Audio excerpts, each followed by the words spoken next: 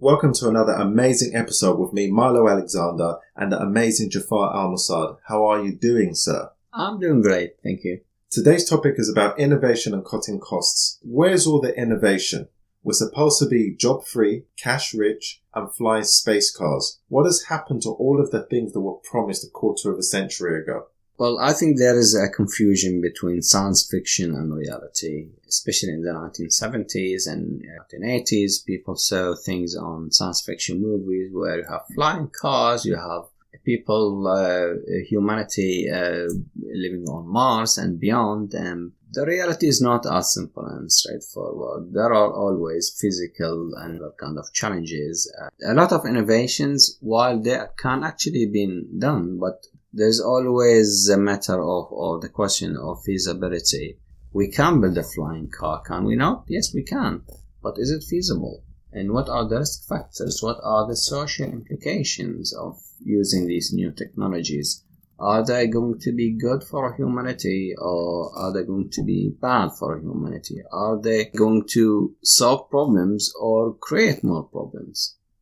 So we always need to have a holistic view of or any innovation we think that will disrupt humanity, and think of the consequences as well. What are the consequences? What are the risks that we should be dealing with if these innovations become reality? A great example of that would be Facebook. Innovation of speaking to friends, keeping in touch with loved ones that are far away from you. But now, with the whole snooping, with the whole being socially awkward and not going out there and communicating as we used to as human beings, is a great example of the innovation disrupting the social fabric, because humanity or humans don't know how to adapt to such a thing. I think that's a brilliant example, because Facebook had a promise of connecting people, and when you say connecting people, it means make people meet each other, have a conversation, have a drink.